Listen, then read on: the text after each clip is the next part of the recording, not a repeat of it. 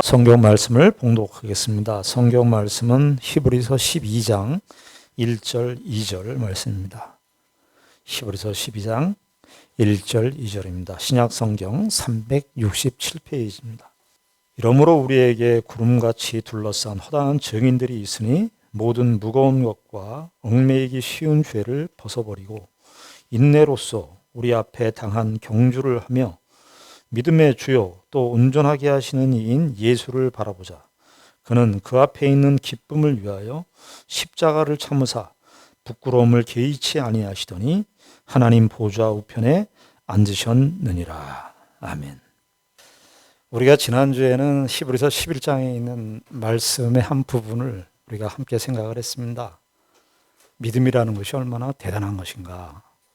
우리가 이 믿는 소위 신앙생활을 하면서 믿음이라는 말을 많이 쓰는데 믿음이 갖는 그 내용의 범위, 그 가치, 그 영광, 그 지위가 우리가 상상할 수 없을 만큼 깊고 놀라운 것이다 라고 하는 것을 히브리서 11장에 있는 말씀을 통해서 확인을 했습니다. 그러나 우리가 이제 히브리서 11장을 우리가 자세히 살펴보진 않았지만요. 믿음이 이렇게 놀라운 것이고 대단한 것이고 정말 죽음을 뛰어넘는 이런 것이지만 믿음으로 사는 그 현실의 삶은 그렇게 만만하거나 녹록치 않았다는 사실을 동시에 히브리서 11장에서 말해주고 있습니다. 이 믿음의 한 그 적극적인 측면만을 고려하시면 생각하시면 우리는 금방 시험에 빠질 수가 있습니다. 왜냐하면 믿음으로 산 사람들의 현실을 건너뛰게 되는 어떤 마술 지팡이로 생각할 가능성이 많습니다. 그래서 히브리서 11장을 보시면은 한편으로는 믿음의 이 능력, 믿음의 이 본질이 얼마나 대단한 것이냐라고 하는 것을 말하고 있지만 동시에 또 하나는 그 사람들이 믿음으로 산 그 현실, 막막한 현실, 그 현실을 히브리서 11장에서 그대로 말해주고 있습니다. 그러니까 이 믿음의 이 광범위한 그 대단한 그 지위와 영광의 한 측면이 있는 반면에 그 믿음으로 산 사람들의 그 믿음과 전혀 안 맞는 것 같은 그런 현실이, 상황들이 그대로 히브리서 11장에서 소개되고 있습니다. 우리가 지난주에 아벨의 믿음을 살펴보았습니다만 여러분들 아벨을 한번 생각해 보십시오. 아벨은 형 가인으로부터 시기와 미움을 받는 것이 현실이었습니다. 창세기의 4장의 내용은 그 창세기의 기록, 모든 성경 기록들이 그렇습니다만 특별히 구약은 더 그런데요. 함축적인 내용으로 그냥 짤막하게 하나님의 역사를 이렇게 진술하는 것이 초점이기 때문에 그 아벨이 살았던 매일매일의 삶의 고뇌와 아픔과 슬픔들을 표현하지는 않죠. 그러나 우리가 상상을 해보면 형에게 계속 시기를 받고 질투를 받고 자기의 같은 피부친데 그런 형에게 계속해서 그 형이 좋은 표정을 아벨에게 보였겠습니까? 아벨을 죽일 정도였으니까 그것도 생면부지에 모르는 사람이 아니라 가장 가까운 형으로부터 시기를 받는 그 현실이 있어요. 여러분, 노아는 어떻습니까? 노아는 우리가 지난주에 믿음의 방주를 짓고 했지만 그 타락한 세상을 견뎌내는 것은 모두가 다 사람들이 악하고 태어나면서부터 악을 품고 나왔는데 성경이 그 원죄에 대해서 여러분들 많이 이렇게 의문을 제기하시는 분들이 있는데, 성경은 원죄를 늘 처음부터 얘기를 하고 들어와요. 아담의 타락이 거기에서 멈춘 것이 아니라 노아가 사는 그 시대에도 거기 항상 어려서부터 악했다고 그래요. 죄악이 관영했는데 항상 어려서부터 악했다. 근데 그 노아가 살던 그 시대가, 우리 노아는 뭐 그냥 믿음으로 잘 살았습니다. 물론 믿음으로 산 것은 맞지만 믿음으로 살아낸 그 현실은 그렇게 쉽게 그냥 우리가 아무 고민도 없이 아무 갈등도 없이 그냥 그 시기를 넘어왔다라고 생각하시면 성경의 한쪽 측면을 우리가 놓쳐버리는 것입니다. 그것은 우리의 신자의 믿음으로 사는 신자의 현실, 이 현실을 이해하는 측면에서도 우리는 상당한 몰이해를 가져다 줄 수 있습니다. 노아는 그 시대의 현실이, 그러니까 아벨은 형제의 가인의 핍박과 시기와 결국은 죽음으로 살인을 억울한 죽음을 당하는 그 현실이 아벨의 현실이었다면, 노아는 상황은 다르지만 그 시대 전체가 악으로 기울어진 타락한 세대의 그 전체를 감당하고 있는 그 현실 속에서의 믿음이었습니다. 그러니까 히브리서 11장은 하나 믿음으로 흘러가는 내용들을 하나 보면서 동시에 믿음으로 산 사람들의 현실은 승리이고 성공이고 영광이고가 아니더란 얘기죠. 우리는 이 성경에서 말하는 가장 기초적인 진실 자체도 기독교 신앙을 오해하기 시작하면 그냥 기독교 신앙도 우리의 바램과 우리의 소원으로 다 읽어가기 시작해서 믿음의 영웅들의 그냥 자서전적인 믿음의 위인들의 이야기로만 읽고 믿음으로 산 사람들의 실존적인 현실에 대해서는 외면해버려서 그게 뭐에 미치냐면 자기 자신의 인생에 하나님께서 역사하시는 실제적인 믿음의 훈련 과정에 대한 이해도 부족할 뿐만 아니라 결여를 가져올 뿐만 아니라 우리가 만나는 가장 가까운 사람들을 이해하는 폭도, 이해하는 깊이도 너무나 수준이 낮아서 신앙생활을 하고 또 신앙생활을 같이 하면서 동료로서 살아온 사람들의 현실들을 이해하는데 믿음이라고 하는 것을 그 사람의 어떤 옳고 그름을 판단하는 기준으로만 작용되고 있지, 믿음이라고 하는 것이 얼마나 크고 광범위하지만 이 땅에서는 이 현실 속에서는 너무나 말도 안 되는 현실을 겪어야 된다는 이 사실을 놓쳐버린다는 거죠. 히브리서 11장은 그 이야기를 같이 병렬해서 기록하고 있습니다. 그런데 그걸 다 전체로 얘기해서 믿음으로 살았다 그래요. 네.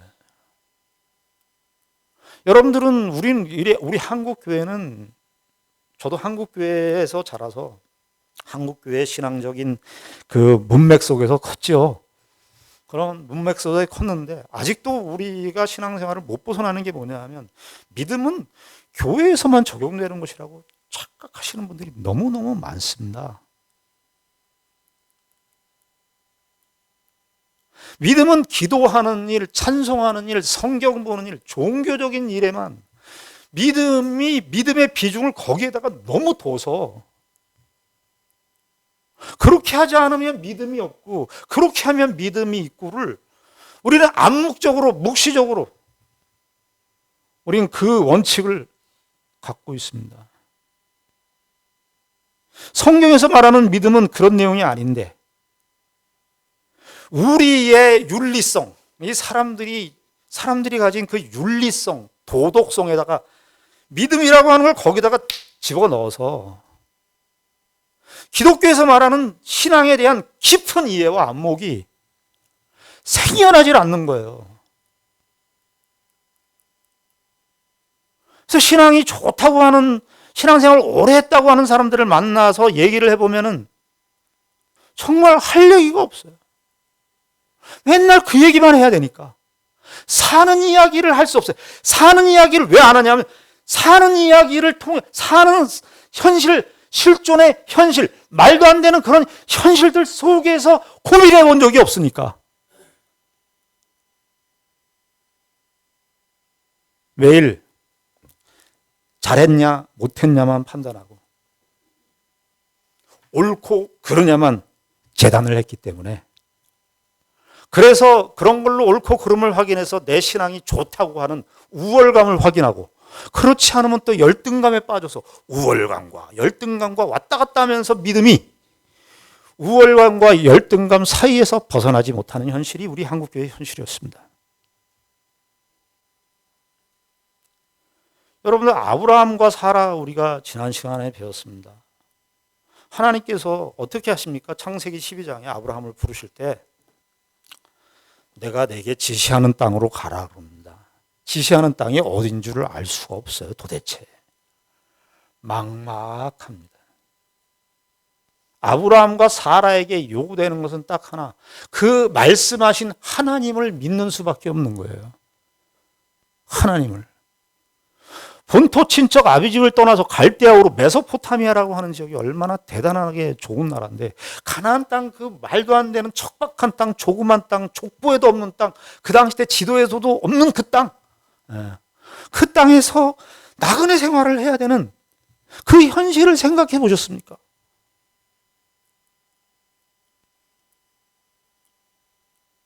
저는 예전에 94년도인가요?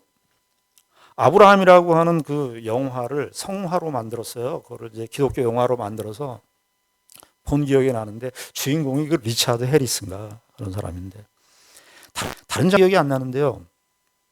아브라함과 사라의 그 창세기 12장에부터 아브라함과 사라의 생애가 나오지 않습니까? 사례가 아주 이뻤습니다. 그 당시 때 아브라함의 나이가 75세고 10살 미치니까 사례가 65세였던 것으로 보여요. 꽤 나이를 먹었는데 이 사례가, 사라가 아주 멋있었던 것 같아요. 그런데 창세기 12장에서 하나님께로부터 약속을 받고 미토 친척 아비집을 떠나라, 지시할 땅으로 가라, 그렇게 해놓고 12장에서 상수리 나무 그 하나님께서 말씀하신 세겜 땅에 도착해서 예배도 드리고 제단도 쌓고 했는데 만나는 현실이 뭐냐 하면은 기근이었습니다. 가나안 땅에 먹을 것이 없어요. 그래서 애굽으로 내려갔다가요, 애굽으로 내려갔는데 불안한 겁니다. 아브라함이. 여러분, 신앙생활에요, 불안도 있다는 사실을 좀 아십시오. 불안했어요, 아브라함이. 그래서 그 애굽 땅에 내려갔는데 자기 아내가 너무 이쁘니까, 자기도 알아요, 아브라함이. 자기 아내가 너무 이쁘고 아리따우니까 겁나는 겁니다. 자기 아내를 빼앗길 것 같아서. 그래서 수를 써요. 너를 내 아내라 그러지 말고 누이라 해라. 얼마나 창피해. 그런데 결국에는 그 꼼수가 안 통하고 애굽의 바로에게 아내 사례가 끌려가는 장면이 나와요. 근데 그 아브라함이라고 하는 그 영화에서요, 다른 건 제가 기억이 안 나는데 그 사라가 바로에게 끌려서, 바로의 그 군병들에게 끌려서 바로의 궁으로 향하고 있는 그 뒷모습을 바라보는 그 아브라함의 망연자실한, 아브라함의 그 망연자실한 그 어떤 표현이, 망연자실한 아브라함의 모습이 아직도 저는 생각에 남습니다. 우린 기억도 정확하게 기억하지 않고 내가 기억하고 그때 그렇게 원했던 것을 기억으로 가져요. 아브라함은 그때 사라가 바로의 궁에 끌려가는 자기 사랑하는 아내를 사랑하는 아내가 파로에게 끌려가는, 애굽의 그 휘황찬란한 그 궁으로 끌려가는 그 모습을 바라보는, 뒷모습을 바라보는 그 아브라함은 지난주에 약속하신 성을 바라보면서 환영하면서 살았다고 그러는데, 거기 11장 보시면은 그 말씀이 있어요.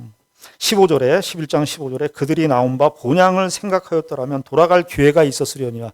저는 이 말씀을 보면서 아브라함이 초질관 하나님의 약속을 딱 받고 그때부터 하나님이 약속하신 땅을 딱 바라보면서 그렇게 갔다기보다는, 아브라함이 창세기 12장에서 그 일을 겪고 나서 무슨 생각을 했을까? 그 망연자실한 아브라함의 그 생각은 무슨 생각이었을까? 아마 내가 왜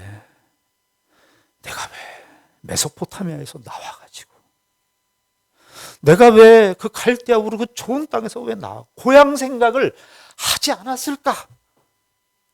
내가 왜 하나님은 믿어가지고 내가 왜 이 일을 겪고 있을까? 후회를 했을 것으로 보입니다. 물론 우리가 성경의 기록에 하나님께서 바로에게 나타나셔서 너 왜 아브라함, 하나님께서 약속하신, 하나님의 선택을 받은 이 아브라함들이요. 그래서 하나님께서 인도하시죠. 아브라함이 부끄러웠지. 아브라함이 믿음이 있어서 그 일을 해결한 게 아닙니다.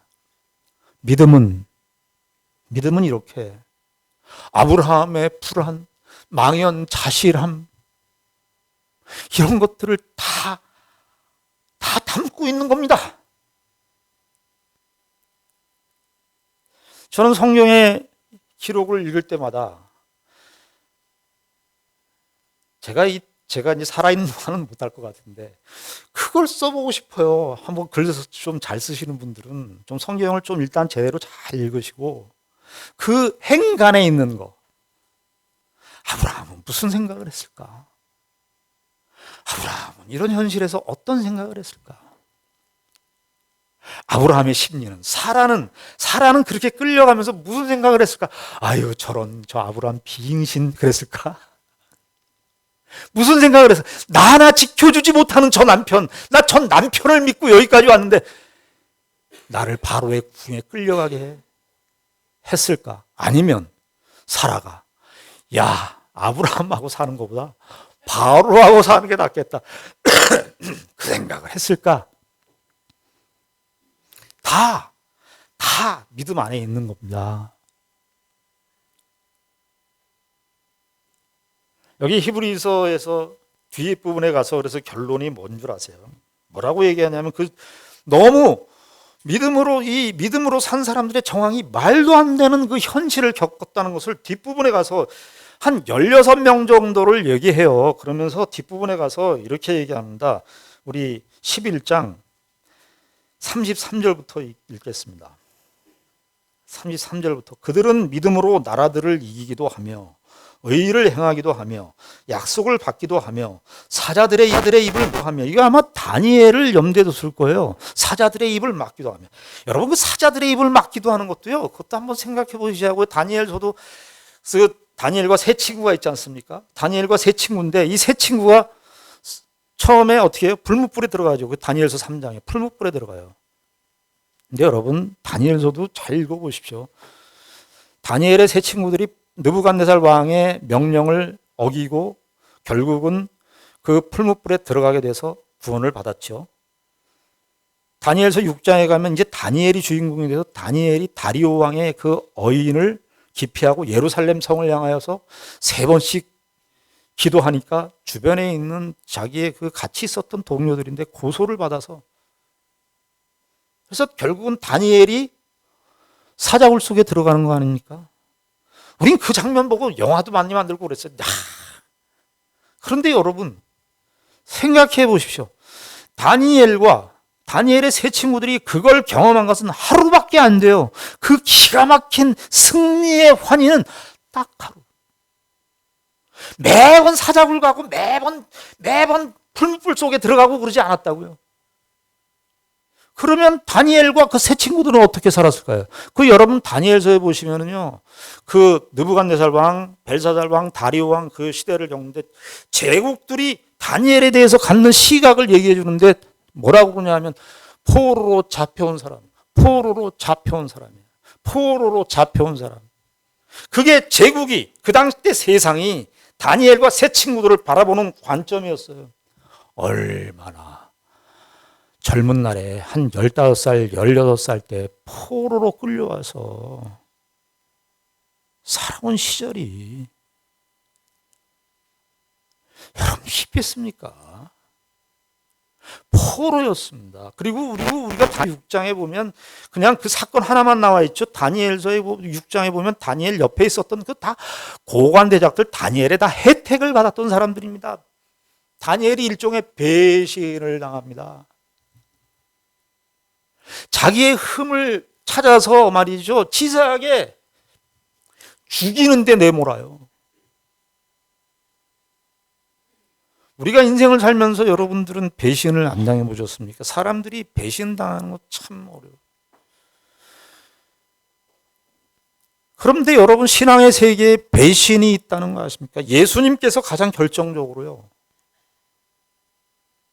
예수님의 12제자 중에 한 제자 가룟 유다가 돈톡을 맡고 있었던 가룟 유다가 예수님을 3년 동안 같이 모셨는데 예수님을 배신했습니다.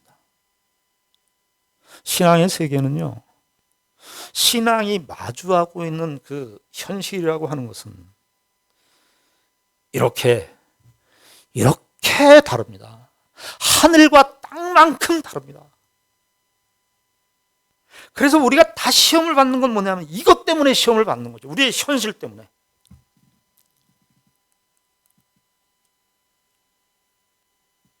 이게 말로 설명이 안 되는 그 현실 때문에 우리가 고통스러워하는 거죠. 다 그거 아닙니까?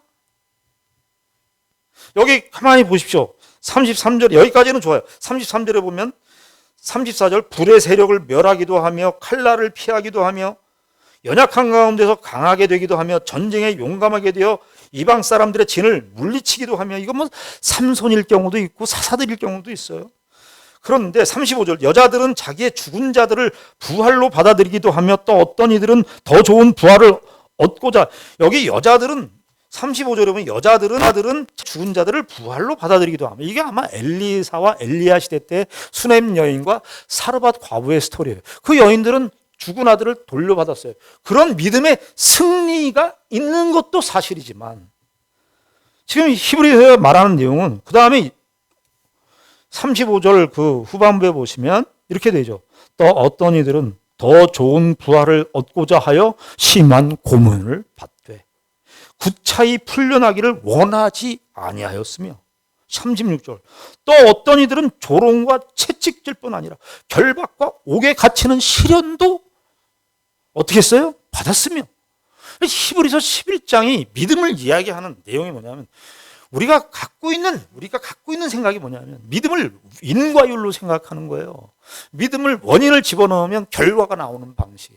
히브리서 11장은 믿음을 원인과 결과의 방식으로 얘기하잖아요. 만약에 믿음을 원인과 결과의 방식으로 얘기했다면 믿음은 모두 다 승리였어야 되죠. 다니엘처럼 사자굴에서 나오고 다니엘의 세 친구처럼 풀무불에서 나와야 되고 여호수아처럼 전쟁에서 이기고 그래야 되잖아요. 사사들처럼 이겨야 되고. 그런데 지금 여기 또 그러면서 하는 얘기가 뭐냐? 어떤 사람은 죽었대요. 어떤 사람들은 감옥에 갔대요. 채찍질뿐 아니라 결박과 옥에 갇히는 시련도 받았대요. 37절 돌로 치는 것과 톱으로 켜는 것. 이게 톱으로 켜는 것은 아마 전설에 의하면 이사야 선지자를 얘기하는 것 같아요. 이사야 선지자가 톱으로 죽임을 당한 거예요. 이사야 그렇게 성경의 구약 성경 선지자 중에 가장 긴 내용을 쓴 대선지자인데 이사야는 톱으로 킴을 당하고 지금 히브리서 11장이 믿음을 무슨 원인으로 얘기하는 겁니까? 결과가 이렇게 다 다를 수 있다는 거예요. 어떤 쪽에 아주 극단적으로 어떤 쪽에 기가 막힌 기적이 있는가 하면 어떤 경우는 그런데 다 죽더라. 톱으로 켬을 당하고 아주 비참한 죽음을 당하죠. 그래서 계속 나오죠. 37절 돌로 치는 것과 톱으로 켜는 것과 시험과 칼로 죽임을 당하고 양과 염소의 가죽을 입고, 이것은 1세기 때 그리스도인들이 죽는 현상을 묘사한 것 같습니다. 염소의 가죽을 입고 양과 염소의 가죽을 입고 유리하여 궁핍과 환난과 학대가 아니라 학대를 받았습니다. 그런데 이게 다 뭐라는 거예요? 믿음이라는 거야. 그러니까 그리스도인들은 우리가 당하는 그 현실의 막막함, 버거움, 감당이 안 되는 그런 모든 일들에 대해서 믿음이 어떻게 해요? 거기 다 담고 있다고요. 다 담고 있다. 어떤 경우는 믿음으로 그냥 이 죽음을, 이 고난을, 이 아픔을 평생 감당해야 되는 영역에 있는 겁니다.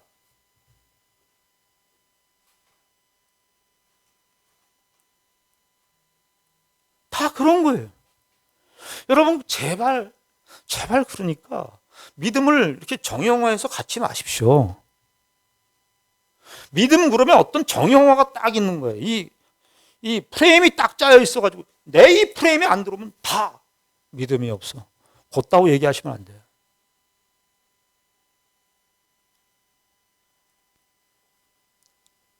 오늘 그래서 이 11장을 쭉 이야기하고 난 다음에요, 히브리서 12장에 결국에는 이 이야기를 하는 이유는 뭐냐면, 그 당시 때 편지를 받는 1세기 때 성도들을 향하여 고난받고 핍박받고 죽음으로 정말 끌려가는 그 속에 놓여 있는 1세기 때 핍박받는 그 교회를 향하여 말하는 거 아닙니까? 그래서 12장 1절에 이렇게 말하는 거예요. 이러므로 우리에게 군같이 둘러싼 허다한 증인들이 있다. 예. 아니, 요즘에 프로야구가 코로나 이후로 이렇게 이제 다 풀어져서 거기 지금도 그 표현을 쓰더라고요. 관중이 구름대같이 몰렸다.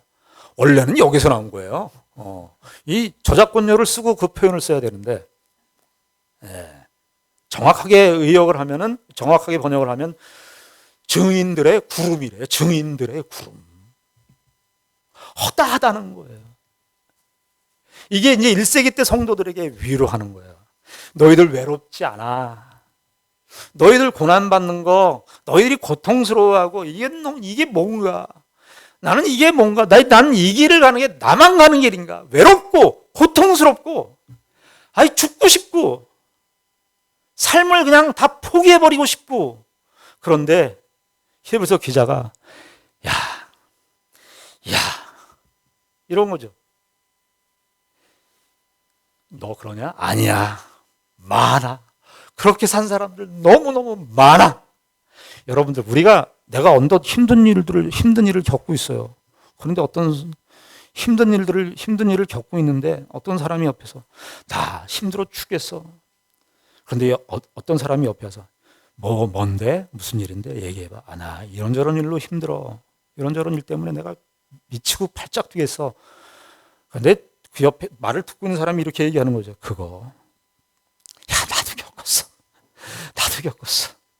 나도 아직 안 끝났어. 그러면 여러분 어떻게 되겠어요? 그러면 조금 가벼워지지 않겠어요? 나만 외롭고 나만 고통스럽고 나만 이 길을 걷는 거. 그래서 사람들이 힘들어하는 거 아니에요? 히브리서 기자는 뭐라는 거예요?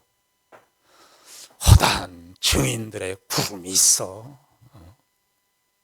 이게 둘러싸였다, 이게 표현이 뭐냐면 이 경주라고 하는 것도 그런 뜻인데, 그 당시 때 그 콜로세움 경기장에서요, 선수들이 막 운동을 하거나 혹은 마라톤을 하거나 그러면 마라톤 최종적인 지점에서 콜로세움의 원형 경기장으로 다 쳐다보고 있는 거예요. 그런 그림을 연상한 표현이에요. 너희들 구름 속에 허다한 증인들이 다 보고 있어. 여러분, 그 구약 성경에서 우리가 출애굽기 할 때 모세에게 하나님께서 나타나셨을 때 아브라함과 이삭과 야곱의 하나님이다. 아브라함과 이삭과 야곱의 하나님이다. 그 말씀하셨던 거 기억이 나십니까? 그건 일차적인 뜻이 뭐냐면 하나님이 아브라함의 하나님일 뿐만 아니라 이삭의 하나님이고 야곱의 하나님이고 모세 너의 하나님일 뿐만 아니라 그 이야기를 할 뿐만 아니라 하나님 입장에서 야 아브라함은 내 입장에서 아직도 살아있어. 너희들 죽었다고 생각하는구나. 아니야. 하나님의 입장에서 아브라함은 내가 살아있어. 하나님도 살아계시지만 하나님이 살아계시는 한 아브라함도 하나님 면전에서는 지금 살아있어. 이삭도 살아있어. 과거의 인물 아니야. 너희들 죽었다고 생각하지. 하나님 살아있어. 살아있어. 하나님이 아브라함 살아있어. 이 구름 속에 허다한 증인들 너희들 죽었다고 생각하거나 천만에 살아있어. 그 사람들이 살아있어서 너희들을 보고 있어. 죽어서 너희들을 보고 있는 게 아니야. 하나님이 이 사람들 산채로 너희들 보고 있어. 여러분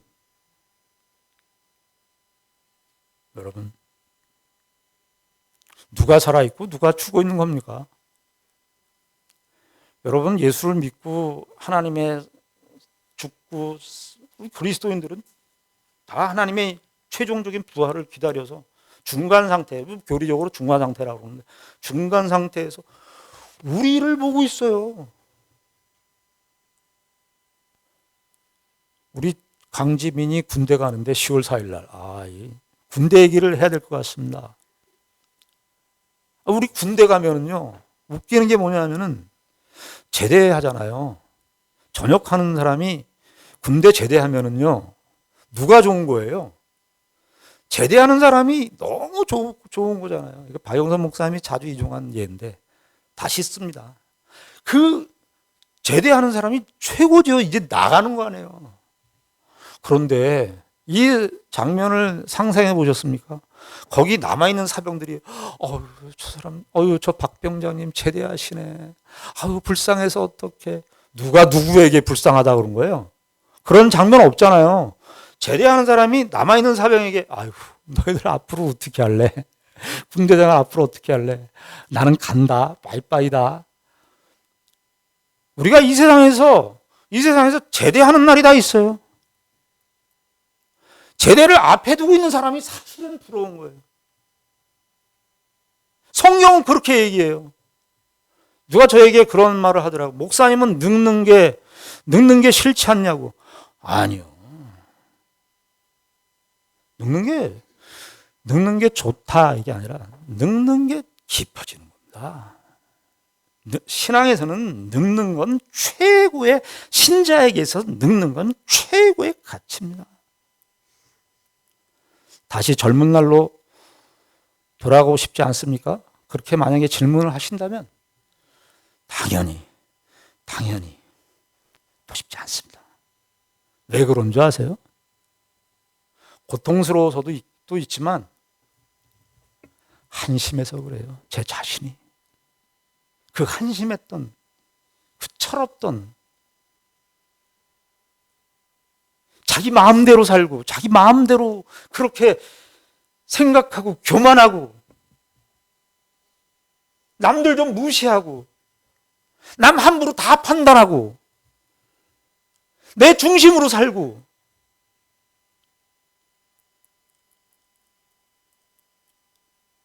어떤 집사님이 이혼을 하셨는데 친한 집사님이라 서로 다 까놓고 얘기하는 그런 집사님이신데 그 집사님이 그 얘기 하시더라고요. 우리 다시 태어나면 그 지금 사는 아내와 살고 싶으냐? 근데 이제 그 이혼하신 집사님이 그 얘기를 했어요. 나는 다시 태어나서 만약에 기회가 주어진다면 나는 헤어졌던 아내와 다시 제대로 해보고 싶어. 그래서 제가 그분한테 직접적으로는 얘기를 안 해서 상처를 받을 것 같아서. 제가 무슨 생각을 갖고 있었겠어요? 다시 태어나지 말고 다시 태어나도 하지 마. 왜 2번 죽이려고 그래? 왜 2번 죽이려고 그래? 사람이 늙는다는 것. 여러분들이 살아온 시절이 말이죠. 우린 다 이 세상에 교육을 받았기 때문에 내가 어둡고 힘들고 거칠고 고통스러웠던 그 시절들이 하나님이 역사하시 않았다고 생각을 해요. 아니요. 그때가 하나님이 일하시는 거예요. 내가 이거 고통스러워서 비명을 질렀는데 그 비명을 지르는 그 순간이 하나님께서 일하셨어요. 누가 죽고 누가 사는 겁니까? 아니, 누가 행복하고 누가 안 행복한 겁니까? 우리 시쳇말로 얘기하면 제대를 앞에 둘수록 영광스럽고 행복한 것입니다. 제대 날짜를 기다려요. 특명 떨어진, 지금은 요즘은 어떻게 됐는지 모르지만 특명이 언제 떨어져? 특명이 언제? 저는 4월 1일 날 입대해서 8월 14일 날 제대했는데 8월 15일 날을 넘어가면 어떻게 돼요? 왜냐하면 8월 15일이 공휴일이기 때문에 이거 넘어가면 한 주로 뒤로 미뤄지는 거야. 기도했다는 거 아니야. 하나님 14일 날 제대할 수 있도록 해 주십시오. 14일 날 제대했습니다. 여러분, 여기 구름 속에 허다한 증인들이 있습니다. 위로를 받으십시오. 여러분, 위로를 받으십시오. 그런데 여기 12장 1절에 얘기합니다. 이러므로 우리에게 구름같이 둘러싼 허다한 증인들이 있으니 모든 무거운 것과 얽매이기 쉬운 죄를 벗어버리고, 여기 중요한 게 뭐냐면 인내로써 하래요. 인내가 요구돼요. 인내가. 우리는 뭐 해야 되냐? 인내. 그리스도인들이 부딪히는 삶의 현실에서 크고 작은 현실들 속에서 사실은 우리에게 요구되는 과목이 하나 있는데, 언제나 요구되는 과목이에요. 그리고 우리가 잘 안 되는 과목 중에 하나가 뭐냐 하면 인내. 이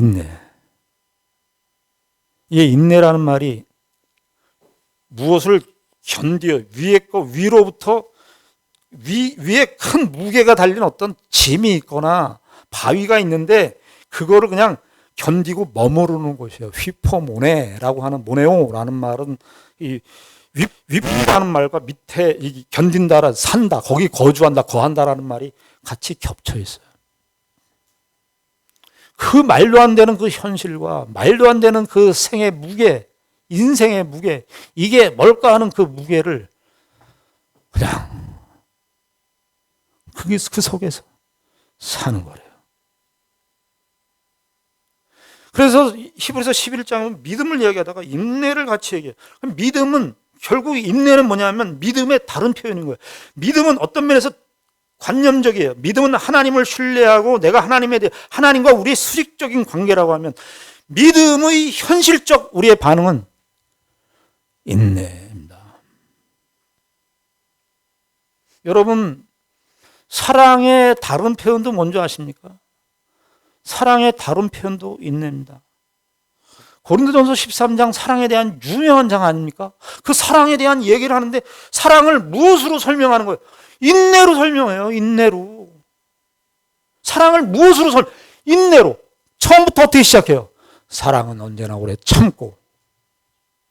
끝이 어떻게 끝이 나요? 13장 7절에 모든 것을 바라며, 이게 소망인데, 소망도 모든 것을 믿음이에요. 거기 모든 것을 한번 봅시다. 13장 7절. 우리 고린도전서 13장 7절입니다.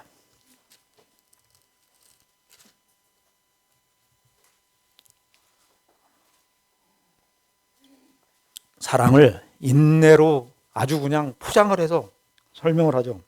13장 7절. 우리 다 같이 한 음성으로 읽겠습니다. 모든 것을 참으며, 모든 것을 믿으며,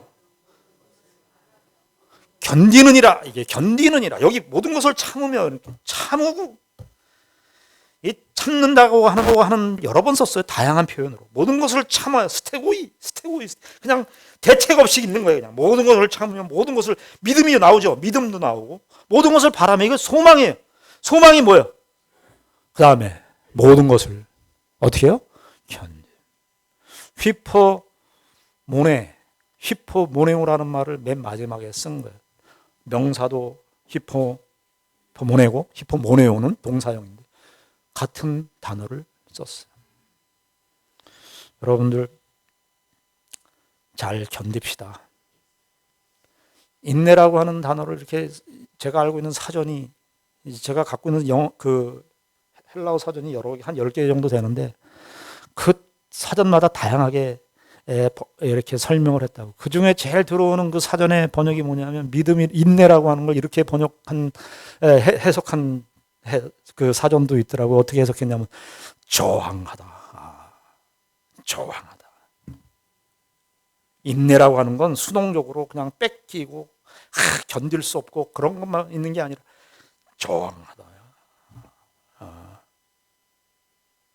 그리고요, 믿음을 또 그렇게 또 적극적으로 설명했더라.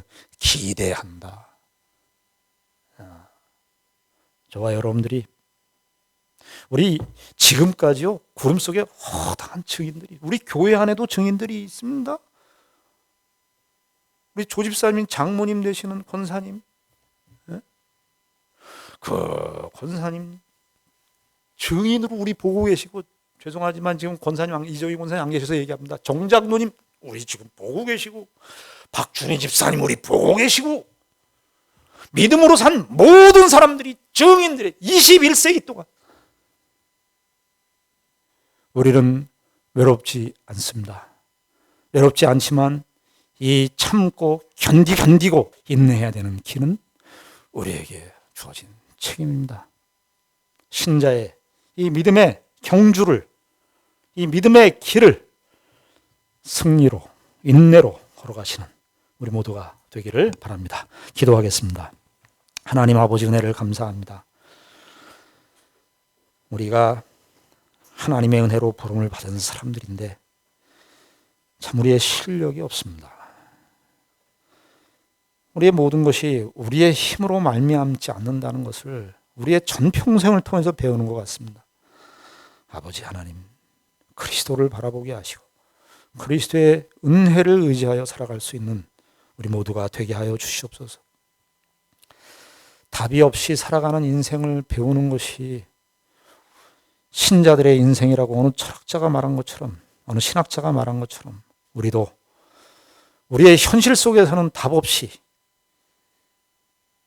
인생을 살아가는 법을 배우게 하여 주시옵소서. 그리스도로 말미암아 살아가는 그 법을 배우게 하여 주시옵소서. 예수님 이름으로 기도드리옵나이다. 아멘.